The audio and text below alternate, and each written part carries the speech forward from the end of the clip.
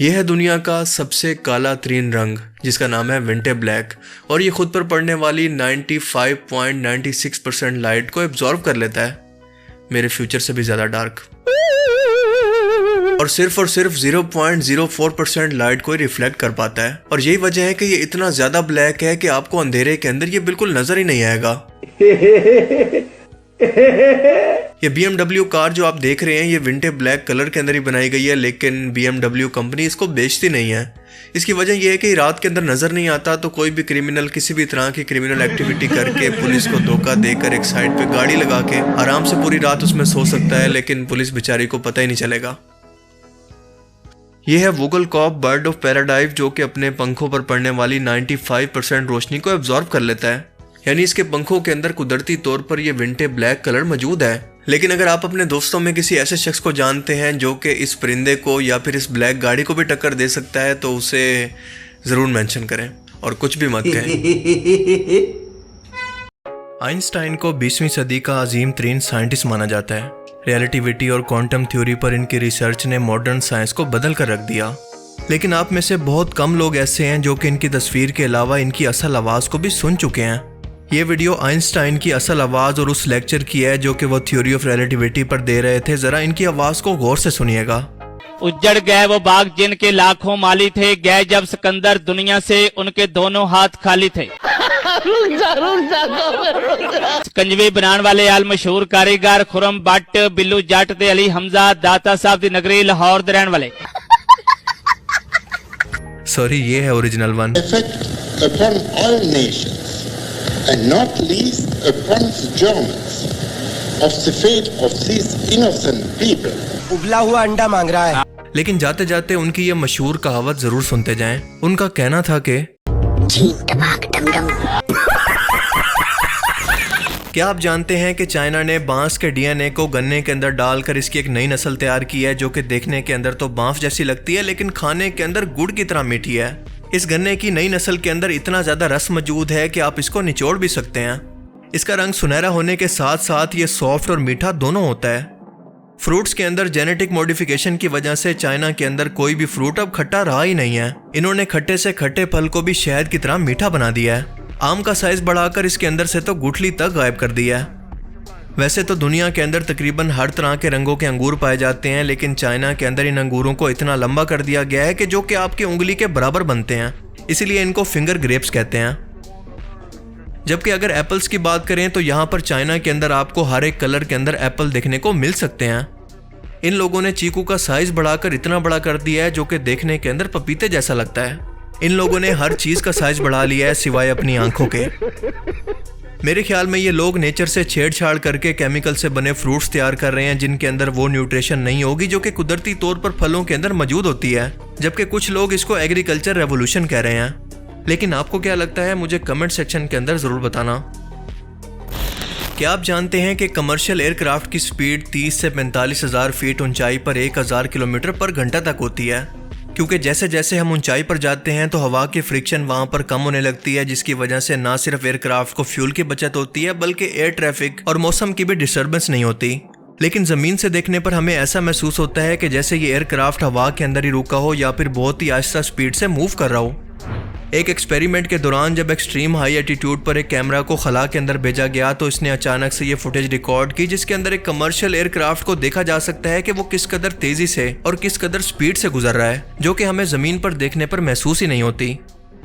जबकि इसके मुकाबले में सुपरसोनिक जेट्स तो 2200 किलोमीटर पर घंटा की स्पीड पर भी उड़ सकते हैं, यानी स्पीड के डबल से भी ज़्यादा। क्या आप जानते हैं कि साइंटिस्ट ने फिरौने मिस्र की वोकल कॉर्ड यानी गले से आवाज़ पैदा करने वाले मसल को और इसके चेहरे के मसल्स को पैदा करके 3D प्रिंटर से इनको बनाकर ये जानने की कोशिश की है कि इसकी आवाज़ असल में कैसी थी। और जब इसका रिजल्ट देखा गया तो लोग हैरान रह गए क्योंकि ये आवाज़ असल में ऐसी साउंड करती थी। मेरी अम्मी बिरयानी बनाऊंगी अच्छी। खैर ये तो मजाक की बात थी, लेकिन एक्चुअल के अंदर ये एक 3000 साल पहले मिस्र के अंदर मौजूद एक प्रीस्ट की मम्मी है और आज ये एक ब्रिटिश म्यूजियम के अंदर मौजूद है जिसकी आवाज़ कुछ ऐसा साउंड करती है। इमेजिन करें कि आप रात के किसी टाइम एक सुनसान सड़क से गुजर रहे हो, इसी टाइम अचानक से आपको कुछ ऐसी आवाज़ें सुनाई देने लगे तो आपका रिएक्शन क्या होगा?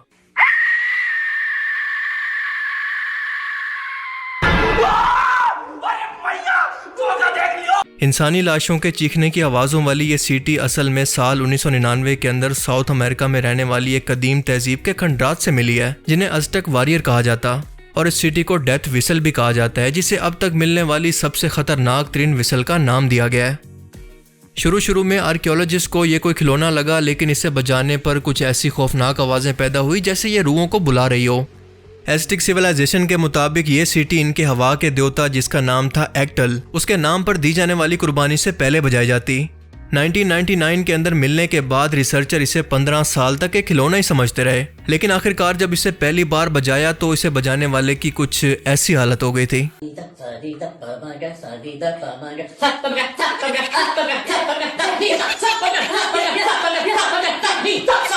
इमेजिन करें कि आप रात के किसी टाइम इसे उस वक्त प्ले करें जब आपके हमसाये खामोशी से सो रहे हों, और कुछ हो ना हो, कम से कम आपके घर का रेंट जरूर कम हो जाएगा। मेरे को तो ऐसा धक धक हो रहा है। या आप इसे इस वक्त बजाएं जब आपके घर में से कोई रात के वक्त फ्रिज से पानी लेने के लिए जाए।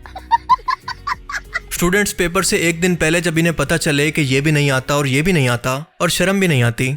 वैसे अगर ये विसल मेरे पास होती तो मैं इसे अपने गाड़ी के हॉर्न की जगह लगवा लेता, लेकिन आप इससे क्या करते हैं मुझे कमेंट सेक्शन के अंदर ज़रूर बताना। आप सभी लोग जानते हैं कि गाड़ी या मोटरसाइकिल के डिज़ाइन के अंदर कोई ना कोई इनोवेशन वाला चेंज करना पॉसिबल है, लेकिन सवाल ये है कि साइकिल का क्या। आए आज आपको कुछ ऐसे यूनिक साइकिल के डिज़ाइन दिखाते हैं जो कि प्रैक्टिकल ना होने के साथ साथ स्टूपिड भी थे। चलो साइकिल की पोर्टेबिलिटी तो फिर भी समझ में आती है, पर ये क्या है? अभी सब्र करो, केकड़ा साइकिल अभी बाकी है।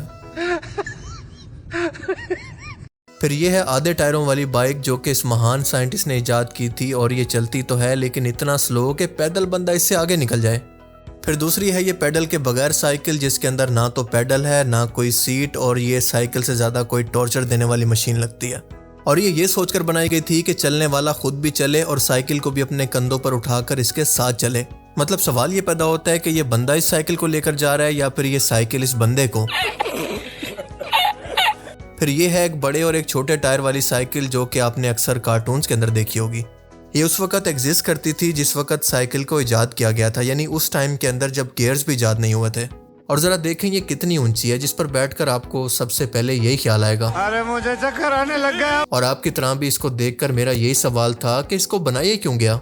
मतलब एक तो इसके अंदर चैन नहीं है और ये डायरेक्ट पैडल से चलती है, और अगर चलते चलते इसके सामने अचानक से कोई गड़ा आ जाए तो यकीनन। फिर इसके बाद आती है ये महान लेट कर चलने वाली बाइक जिसके पैडल बहुत ही पीछे लगे हुए हैं, और ना ही इसके अंदर कोई सीट है, मतलब बिना सीट के साइकिल। इमेजिन करें कि इसी तरह की एक बाइक पर अचानक से कोई बंदा रॉकेट की तरह आपके सामने से हेलमेट पहनकर गुजरे तो आपका इसको देखकर रिएक्शन क्या होगा, और पता नहीं जंप पर इस बंदे का क्या हाल होता होगा। और शेयर करें इस साइकिल को उस बंदे के साथ जिसको आप ये गिफ्ट करना चाहते हैं। आमतौर पर हम देखते हैं कि किसी भी स्पोर्ट्स के दौरान इसको खेलने वाले प्लेयर्स की सिर्फ वीडियो ही फैंस देख पाते हैं, इनकी आवाज़ लाइव नहीं सुन पाते। लेकिन क्या होगा अगर इन खेलने वाले प्लेयर्स पर माइक्रोफोन लगाकर इनकी आवाज़ों को लाइव सुना जाए? जी हाँ, कुछ इसी तरह का तजर्बा 2024 के ऑस्ट्रेलियन ओपन के दौरान किया गया। अब वैसे तो इसका मकसद ये था कि टेनिस प्लेयर्स की अपने कोच के साथ और आपस में होने वाली बातों को ऑडियंस को सुनाया जाए, लेकिन यहाँ पर रिकॉर्ड होने वाली आवाज़ों ने इस मैच को एक पूरा कॉमेडी शो बना दिया। आई बेट कि आप भी इसको सुनकर अपनी हंसी को कंट्रोल नहीं कर पाएंगे, और मैं ऐसा क्यों कह रहा हूँ ये वीडियो देखकर आपको खुद इसका अंदाज़ा हो जाएगा। Okay. Oh, thank you.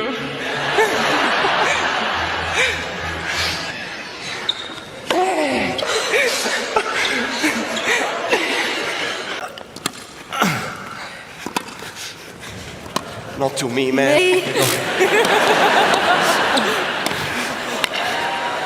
Oh, Jesus.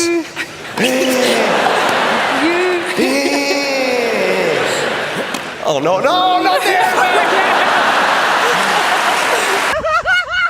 कैसी अपमानजनक बातें कर रहा होता है ये, अश्लील है ये लोना। मैं तो ये सोच रहा हूँ कि स्टेडियम के बाहर खड़े लोग क्या सोच रहे होंगे, या फिर ये माइक इंडिया पाकिस्तान के क्रिकेट मैच के दौरान इनके प्लेयर्स पर लगा दिए जाएं। अब टेनिस की एक और ख़ास बात है कि इसको खेलने से ज़्यादा इसको देखना ज़्यादा मुश्किल होता है, ख़ास तौर पर जब आप इसको फील्ड के अंदर बैठकर देख रहे हों।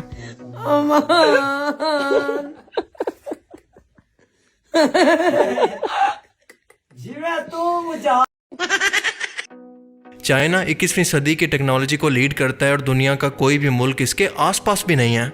अमेरिका ने इसको इकोनॉमिकल पावर बनने से रोकने के लिए तकरीबन 245% टैरिफ तो लगा दिया, लेकिन सच ये है कि इनोवेशन के मामले के अंदर वो भी चाइना से अभी कई दहाइयाँ पीछे है। और बाकी मिसालों के अलावा इसकी सबसे अच्छी मिसाल है ये इलेक्ट्रिक स्कूटर। नहीं, इलेक्ट्रिक होना इसकी खूबी नहीं है, बल्कि इसकी खूबी ये है कि ये सेल्फ ड्राइव है।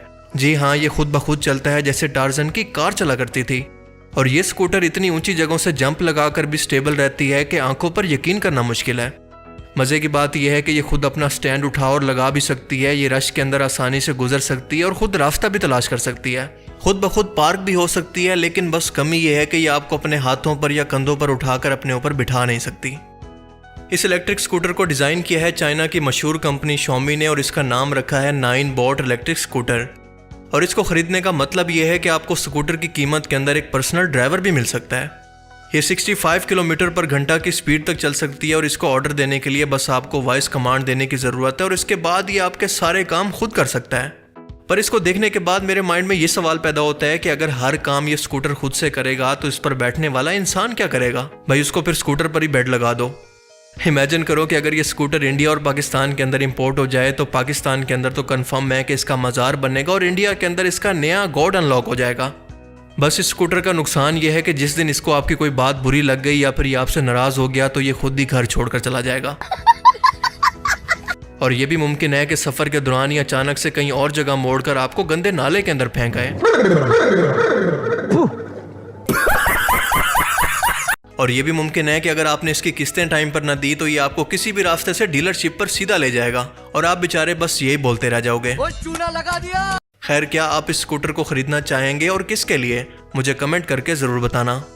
अब तक आपने कई तरह के मॉडलिंग और ब्यूटी कॉन्टेस्ट तो देखे होंगे, लेकिन क्या आप जानते हैं कि जिम्बाब्वे मुल्क के अंदर हर साल एंटरटेनमेंट के लिए एक मोस्ट अगली कॉन्टेस्ट करवाया जाता है कि सबसे बदसूरत शख्स कौन है, जिसमें हर वो शख्स शरीक होता है जिसे ये कॉन्फिडेंस हो कि वो ये कंपटीशन जीत सकता है। ये वीडियो है 2015 की, जिसके अंदर ये शख्स दावा कर रहा है कि मेरे साथ ज्यादती हुई है, मुझे ये टाइटल जीतना चाहिए था, लेकिन इसकी बजाय ऐसे शख्स को विनर बना दिया गया जिसके दांत सामने से मौजूद नहीं थे। I did not lose and I am still number one. We need to redo the whole thing. मजे की बात यह है कि इस कंपटीशन को जीतने का इनाम कोई हजारों डॉलर के अंदर नहीं बल्कि सिर्फ और सिर्फ $100 है। आप अपने एक ऐसे दोस्त को टैग करें जिसके बारे में आपको यकीन है कि वो ये कंपटीशन अकेले जीत सकता है। उसके लिए यही एक वाहिद कंपटीशन है जिसके अंदर वो कभी नहीं हार सकता। वैसे तो आज तक आपने बहुत सारे एडवांस तरीन एयर डिफेंस सिस्टम देखे होंगे, जैसा कि रशिया का S-400, लेकिन क्या आप जानते हैं कि मच्छरों को मारने के लिए भी मार्केट के अंदर चाइना का एक S-400 या फिर एयर डिफेंस सिस्टम मौजूद है? जी हाँ, आपने सही सुना। मतलब हम सब लोग ही मच्छर से तंग हैं, लेकिन चाइना ने तो इनके खिलाफ बाकायदा आलमी जंग छेड़ दिया। और सच में ये इंस्ट्रूमेंट कोई मजाक नहीं है, बल्कि इतना प्रैक्टिकल है कि सिर्फ एक टाइम के अंदर एक स्कैनर और लेज़र से 30 मच्छरों को एक टाइम के अंदर टारगेट करके हवा में ही मार सकता है। इसे चाइना की एक कंपनी ने बनाया है जिसको वो फोटोन मैट्रिक्स कहती है, और जैसे ही इसे ऑन किया जाए तो ये अपने आसपास 6 मीटर के एरिया को स्कैन करता है और 1 सेकंड के अंदर तकरीबन 50,000 बार अपनी लेज़र को हवा में भेजकर मच्छरों को टारगेट करता है। और जैसे ये टारगेट को सिलेक्ट कर ले तो फौरन से अपनी लेज़र के जरिए उसको हवा में मार देता है, सिर्फ 0.003 सेकंड्स के अंदर। फिर चाहे मच्छर नहाता हो, बिना हथियार के हो या फिर बिना फाइटर जेट के। और डोंट वरी, इसकी LiDAR टेक्नोलॉजी ह्यूमंस को डिटेक्ट कर सकती है, सो इससे आपको कोई खतरा नहीं। बस दुआ ये करना कि ये मच्छर आपकी आंखों पर या माथे पर ना आकर बैठ जाए, वरना शायद ये लेज़र भी आपका कुछ ऐसा ही हाल करेगा।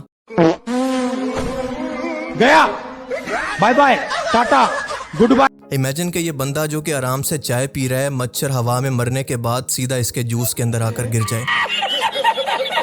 इस वीडियो को शेयर करें उस बंदे के साथ जिसको इस डिवाइस की अशद ज़रूरत है, और साथ साथ उसको वार्निंग भी दे देना कि अगर तुम्हारे घर के अंदर कभी गैस लीकेज हो तो इस डिवाइस को कभी भी ऑन ना करे, वरना खत्म, बाय बाय, टाटा, गुड बाय। तो आज के amazing random facts around the world की सीरीज में सिर्फ इतना ही।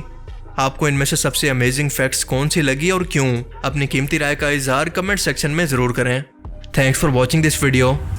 अल्लाह हाफिज़।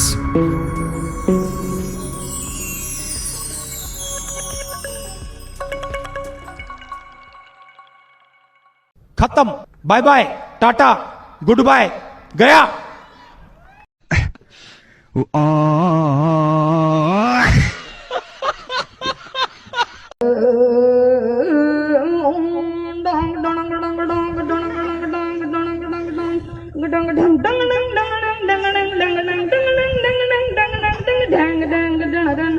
dang dang dang